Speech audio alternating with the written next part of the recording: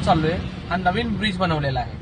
या ब्रिजवर आपल्याला थांबायचं नाही. पहिली गोष्ट त्यांनी 40चा स्पीड लिमिट तुम्हाला मेंटेन ठेवायला लावलेलं आहे. ओके, जोरात ब्रेक देऊन थांबायचं नाही. पांढऱ्या पट्टीच्या आत आहे का मी राईटच्या आरशात पाहायचं रोकडे साहेब. ओके, थोडंसं लेफ्टला या, कारण तुम्ही राईटला गेलात. रेस सोडून द्या. समोर पण ड्रायव्हिंग स्कूलची गाडी, तोही शिकाऊ आहे. आपण दोघं एकाच माळ्यातले मनी आहोत, बरोबर ना. त्यामुळे दोघांमध्ये गॅप मेंटेन ठेवा, लक्षात ठेवा. राडा राडा राडा पाहू शकता. DCB Rokade sir back. Rokade sir कसं वाटतंय? बऱ्याच दिवसातून पुन्हा एंट्री झाली तुमची. आहे ना कॉन्फिडन्स? आहे. तर मित्रांनो पाहू शकता डीसीबी रोकडे सर. थोडं ट्रेनिंग बाकी होतं, कामानिमित्त जमलं नाही. पुन्हा रोकडे सर आलेले आहेत. रोकडे सर राईट इंडिकेटर लावा बरं.